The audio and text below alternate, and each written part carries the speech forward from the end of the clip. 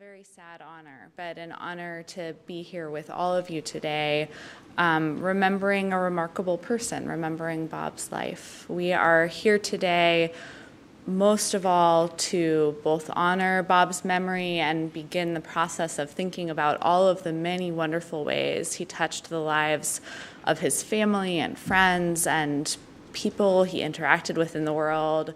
And also we're here today as an act of support for Bob's family and an act of care for one another. Cantor Michaely and I got to be with Bob's family near the end of his life and also learn from Tracy and from April some of the many wonderful things about him. And in a few moments, you're going to hear more from the family about each of their memories and things they want to share. And it's the beginning of a process that will also continue into Shiva tonight and beyond. We got to hear about how your dad and grandpa and husband and father-in-law was a really caring person who would do almost anything for his family, who worked hard, who overcame tough odds, who cared for people around him and cared a lot about justice and connecting with others, who stood up for what he believed was right in the world, who loved to travel and see the world, who cherished being a grandfather, both to his biological grandchildren and also to the many wonderful kids in his neighborhood. And we honor those parts of him today and so many other important things as we sit here holding his memory.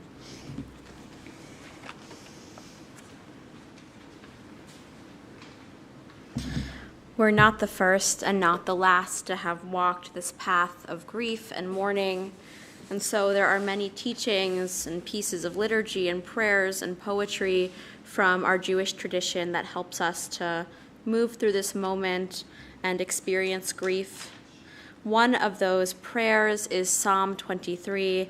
It's a psalm of comfort.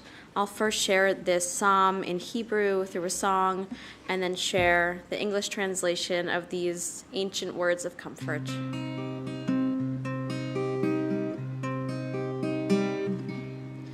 Adonai rohi lo echsar bino deshayar bitzeni armei menuchot yenach aleini nafshi shovev Yeshovev Yancheni b'magret tzedek Yancheni b'magret tzedek leman shemo Gam kilech begetz amavet Lo irara ki ata imadi shivtecha umishantecha hema yenachamuni ta'aruch lefanai shulchan Getzorai Tishanta Vashem el Roshi Kosi Revaya Achtov Chesed Yildifuni Koyemechayai Koyemechayai Veshavti bevet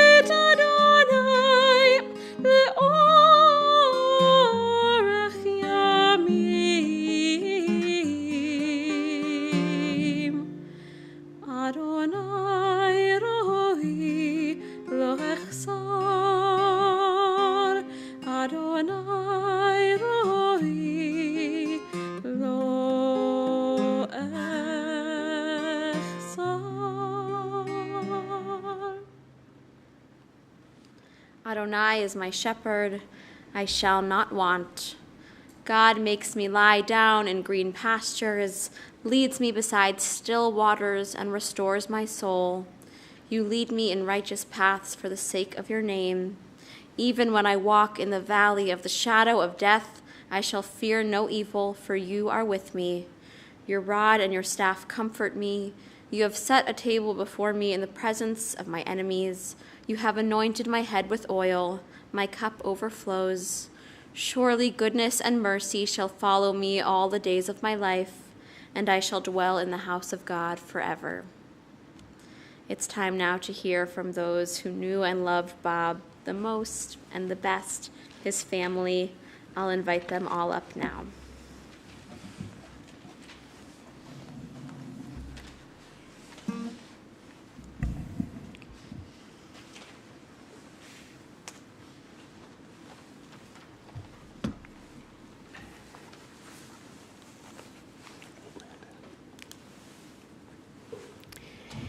Before I begin, I want to take a moment to acknowledge and thank all of you who have come from near and far to be here today. It means so much to our family to see how many lives Bob has touched. He was a man who was deeply loved, respected, and yes, sometimes even revered. Your presence here is a true testament to the impact he had on all of us. Bob was a man of mystery. While often a willing participant, he just as often took on the role of quiet observer. He liked to approach things in a scientific way, always looking for explanations, never satisfied with just because. Even now in his absence, we're getting reports of a fake Bob account making friend requests on Facebook. Is that you, Bob? Either way, those recipients of those requests should not click it. It was not us or him, we think. I remember once I took him to a hockey game. I was talking about players, playoff chances, keeping it light, and he soaked it all in. But when the noise meter came up on the Jumbotron, Bob suddenly came to life. He leaned over, very concerned, and explained to me in detail why the decibel meter was not scientifically accurate. And he made sure I knew and that everyone else within earshot knew as well. That was Bob, no nonsense. Even on the phone, he had no patience for small talk. He skipped the hellos and how are yous and got straight to the point. At first, it took me some getting used to, but I came to really appreciate that directness and never took offense to when I was getting hung up on. It was just his way of saying, I'm done. Bob was in a, one second. Bob was innovative in his own way. I've never met a man who could cook absolutely anything in a microwave, but he could. He was humble, too. Having grown up with very little, he made it his life's mission to never end up in that situation again. He worked hard, overcoming his learning disabilities, and built a career that earned him respect, even if none of us really knew exactly what he did all day. We used to joke that his title was just a funny way of saying ID card printer, and honestly, I half believed it. For years, I wasn't convinced that he did anything other than press the green button. But when I helped him clean out his office, the awards and accolades told another story. Whatever he did it extremely well. Bob also had no chill. If he liked something, you knew it. Whether it was a new computer, new car, fancy gadget, or TV, he'd research it for weeks, consult consumer reports, and then proudly tell you why this was the best one on the market. And then he'd tell you again and again, especially if you were stuck at a dinner table with no escape route. The same was true with restaurants. He loved discovering new places to eat, but if he found one he liked, that was it. He'd want to go back again and again until either the place shut down or the rest of us begged for variety. But what he loved most was his family. I'll never forget when we told him Tracy was pregnant with our first child, Magnolia. He paused and declared, "But I'm too young to be a grandpa." This was comical because he was 71 at the time. But looking back, I think what he really meant was that the world wasn't ready for what was about to be unleashed. Super grandpa. And he was exactly that. Not just to our kids, but to every kid in the neighborhood. Somehow this stoic man had an uncanny ability to connect with children. They adored him and the feeling was mutual. Bob also loved the finer things in life. His shiny watches, his stylish clothes, though we often had to remind him to tuck in his shirt or pull up his pants. He also went through more TV remotes than any man I've ever met. usually because the batteries were in backwards or the setting on the box had been switched to the wrong HDMI input. Without fail, I'd get the repair call, head over and make the quick fix. Then I'd walk back to my house, shaking my head in amazement, while Tracy and I shared a laugh about the latest Grandpa Bob tech episode. Bob was loyal, but he believed in free thought. When the time came, I asked him in the traditional way for Tracy's hand in marriage. His response, "I don't care what you do what you want." At first that sounded harsh, but I quickly realized it was Bob at his most sincere. He never wanted to stand in the way of anyone's dreams. And in no time at all, he embraced my presence and saw me not just as a son-in-law, but truly like a son. Bob lived with determination, humor, and love. He showed me what it means to be steadfast, to persevere, and to always put family first. I hope he is at peace knowing that I will do everything I can to honor that example and care for his family the way he always did. Thank you, Bob. We loved you and we'll miss you.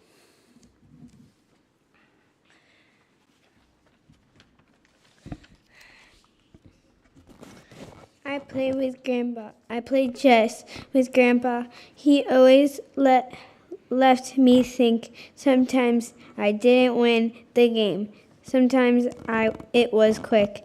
I watched shows on PBS and learned a thing or two.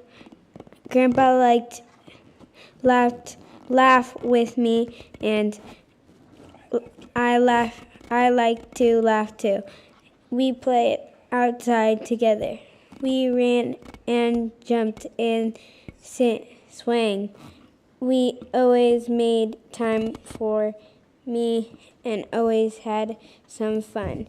Grandpa loved a good steak. I loved to eat it too. Sharing meals and stories just made me and him true. Now he's in my heart. That's where he will stay. I'll think of him with my love each and every day.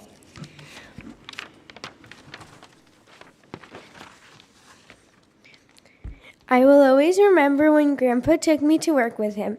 We went on the train, and when we got there was a big cookie with Cookie Monster on it, and we all thought it was as big as my face. That one was one of my favorite memories. When I would come over, I loved sitting on the couch with him. We'd talk about school, and he somehow knew all the answers to my questions. Grandpa was super duper loving. Every kid we passed, he would say hi to, and he was so welcoming to everybody. He taught me a lot. He was super smart, and he was the best grandpa ever. I will miss him so much.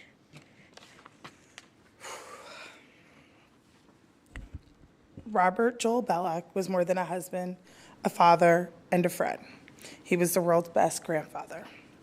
On Sunday afternoon, in the same building where his first grandchild took her first breath 11 years ago, and almost 8 years to the day, and down the hall where his youngest grandchild was born, my dad took his last breaths. That building had so many moments in my life. It was the place I first became a mom. On Sunday, it became the place where I stopped being Puppy, the nickname my dad always called me. I simply just became Tracy again. For the past 11 years, my dad has been Woodlawn Way's, top grandpa. At over 6 feet tall, with a wide reach and an even bigger heart, he built his life around family. That was his number one value. When Aaron and I first started dating over 20 years ago, my dad wasn't thrilled. Aaron was a nice Jewish boy, but Aaron wanted time with me, and my dad wasn't ready to give that up. I had lived in my parents' home almost my entire life, and my dad loved walking into my room or yelling down to the basement each morning, "Time to wake up, Tracy." For 6 years, my father drove me back and forth to school. We jammed to music, had countless talks, and we even spoke about this day. what it would be like when he was no longer here. He was my teacher, my cheerleader, my friend, and at times my police officer. But in the end, he learned to love Aaron like a son. In fact, the very last time they spoke, my dad told Aaron that's exactly how he saw him. And when Aaron and I moved just up the street 9 years ago, we made my parents' dreams come true. Weekly dinners, ice cream nights, afternoons by the pool, family trips, holidays, my dad loved it all. My dad grew up in New York, the oldest child, strong, smart, determined. He dreamed of school, marriage, kids, and moving away from the city. But the city was always in his heart. We went back often to see family, explore, catch a Broadway show.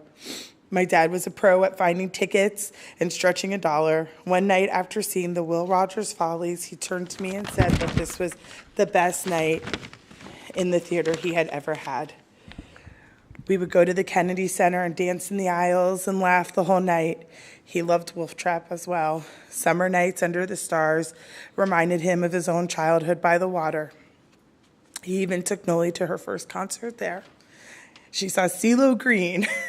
He was the opener, and it was Noli's favorite. She used to just dance to that song.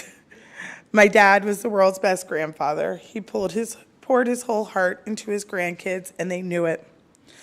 3 short years after Noli made him a grandpa, Hendrix showed up. Hendrix spent 1 week in the NICU, and Grandpa was quick to step in, helping with Noli whatever was needed. He was so excited to finally have a baby boy in the family. At Hendrix's bris, he walked around proudly bragging about how good of a baby Hendrix was. Hendrix loved going out to dinner with Grandpa from a young age. For his 2nd birthday, we went out for some Mexican food, and I'll never forget Hendrix sitting shirtless next to Grandpa yelling at him for more food.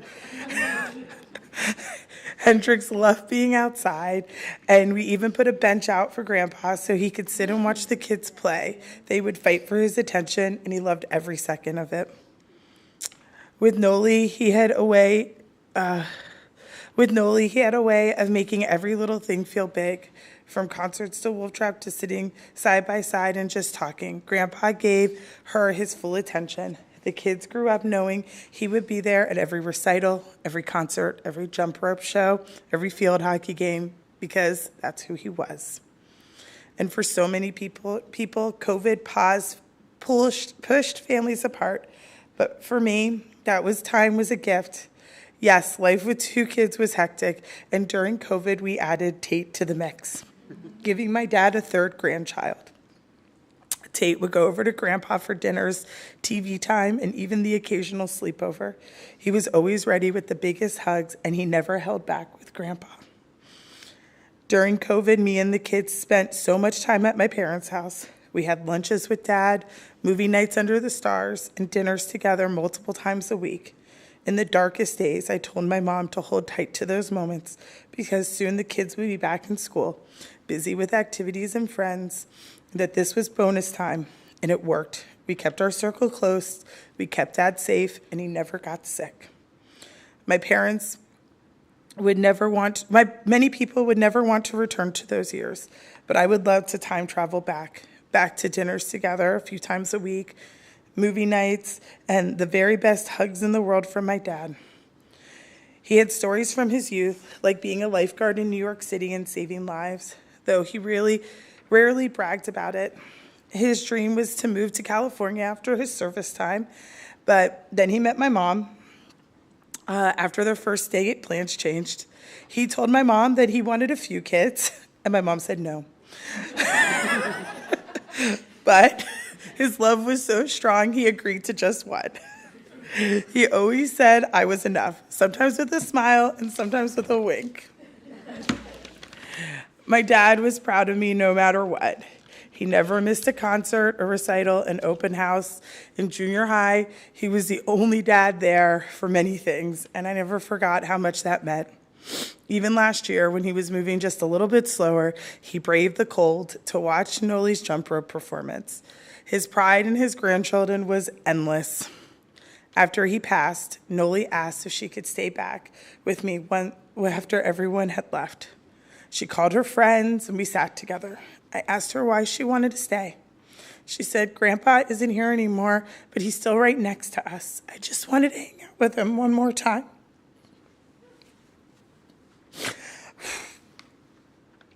That's what he gave all of us, time. Time full of love, laughter, and memories. Dad, I'll miss all. I'll miss hanging out with you. I'll miss holding your hand. I'll miss the way you answered the phone with a big yes, even if he called you. Thank you for making my world amazing. Thank you for making the kids' world amazing. We are so lucky to have you in our lives. I love you, Dad.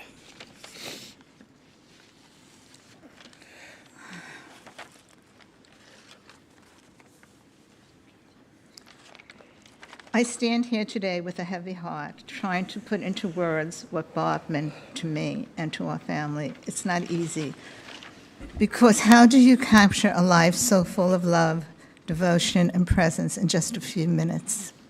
When I think of Bob, 3 words come immediately to mind: kindness, consideration, and optimism. He carried these qualities with him every single day, in the way he treated people, in the way he cared for us, and in the way he approached life's challenges. Bob was a steady presence in our family. He was always there for us no matter what. We were his life, and all his energy was directed towards making sure we were happy and successful. When our daughter Tracy came into the picture, I had to share some of the spotlight. And later, when she married Aaron, it felt like we had gained a son. Bob loved engaging Aaron in conversation and sharing memories with him, and it was so special to see the bond they built. Then when the grandchildren arrived, they became everything to him. Watching him love them, spoil them, and take pride in them brought me so much joy.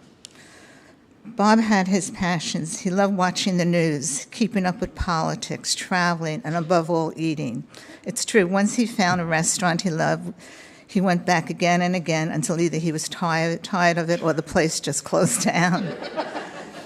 That was Bob. Once he loved something, he threw himself into it wholeheartedly. The values he lived by are the ones he passed down to us: preservation through challenge, work hard, be kind, and remember that family is everything. Even during COVID, when life was difficult, he made special memories with the grandchildren, playing outside in the backyard, taking trips to the beach, and visiting Funland on the boardwalk, where he loved watching them ride the kiddie rides. These joyful moments are treasures we will carry with us always. What I will miss most is his constant companionship and the mutual respect we shared. He was always there for me. We built a life together, and we were supposed to grow old together. So part of me wants to look up and say, how could you leave me? Because losing him feels impossible. But I know Bob would want us to focus on the love we shared, the laughter, the travels, the meals, the family we built. He would want us to lean on each other and carry his spirit forward with kindness, preservation, and love. So today I say thank you, Bob, for everything, for the life we shared, for the family we built, and for being my steady presence. You will always be with me, with Tracy, with Aaron, and the grandchildren, and with everyone lucky enough to have known you. Thank you. I just want to say one other thing. I want to thank my family and my friends for always being there for me, 24 hours a day, 7 days a week. I don't know if I would be standing here if I didn't have such wonderful support. Thank you.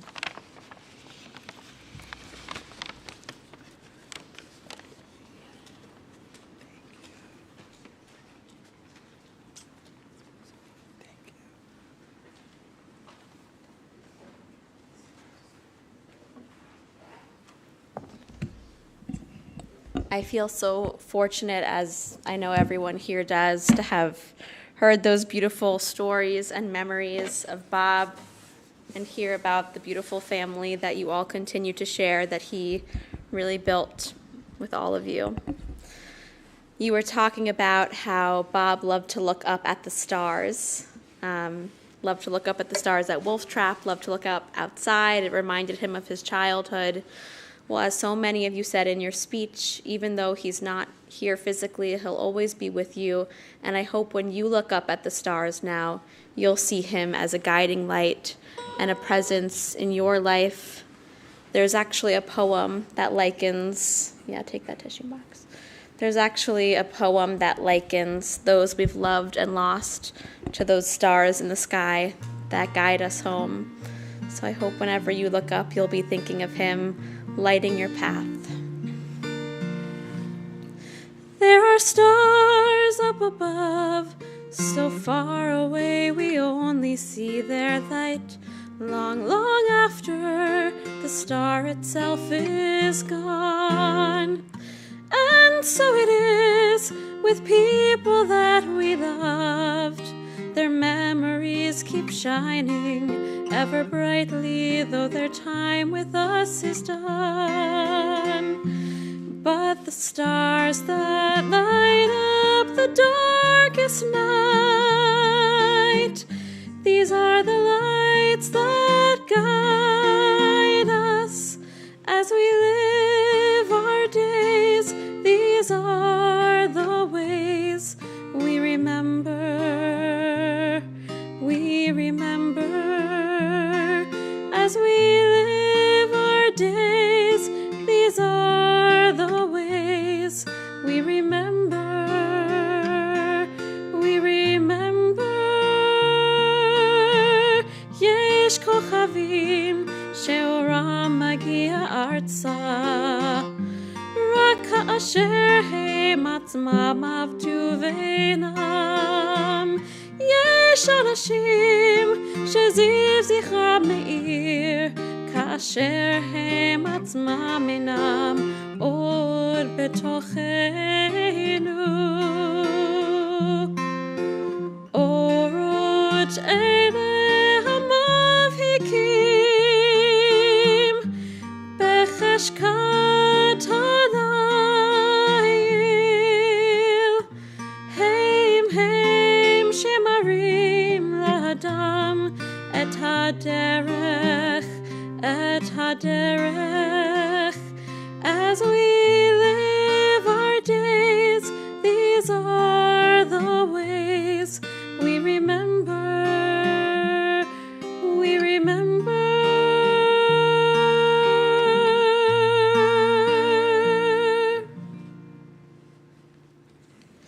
Please rise if you're comfortable for the recitation of El Malei Rachamim.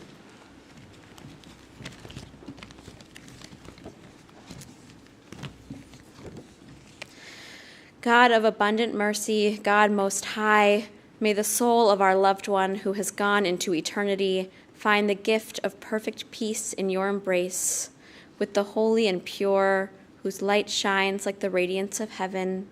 Compassionate God, hold him close to you forever, so that his soul may be bound up in the bond of life eternal.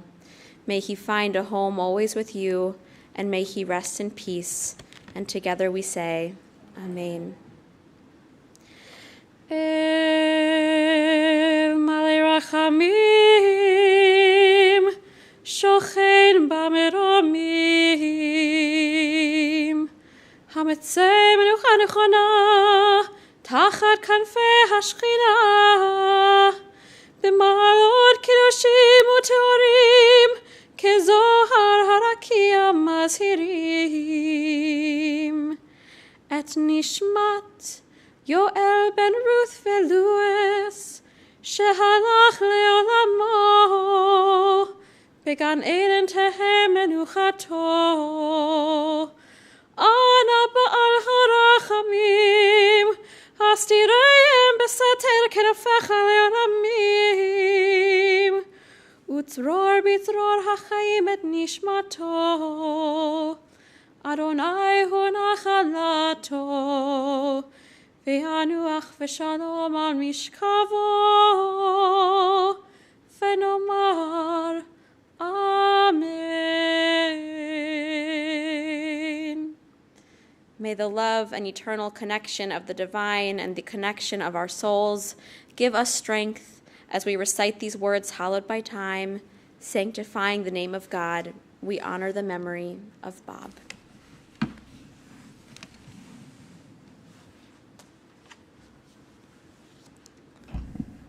We remain standing for a moment to continue honoring Bob's memory through the recitation of the Mourner's Kaddish.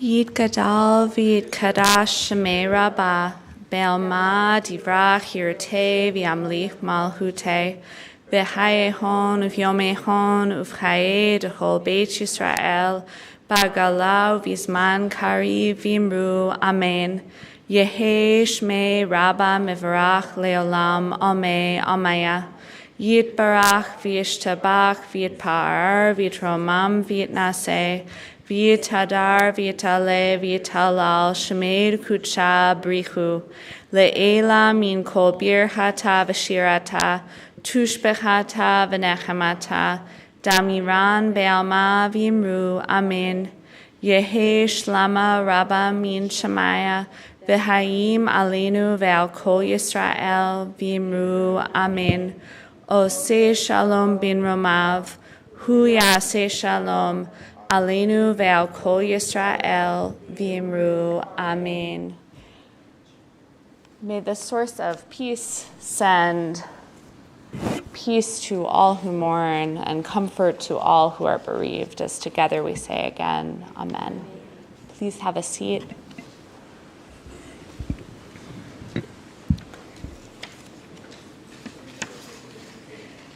In a few moments, our service will end after a final closing song, and there will be time to greet and spend time with the family and with one another.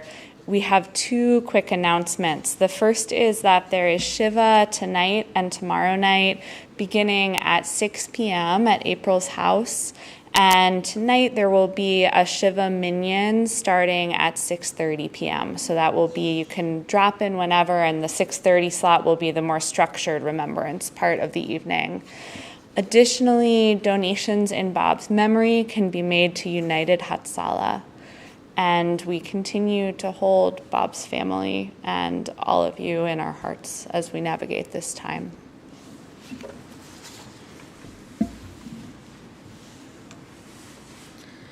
We'll share one more song of remembrance, and as I do so, I think Tracy and April and Aaron, Noli, and Hendrix are going to head towards the north wing, where there will be a meal to share in together to begin that process of remembering Bob together and sharing those memories. So you can follow them out as they head out of the Mishkan and towards that space. Those who sow in tears will reap in joy, will reap in joy. Those who sow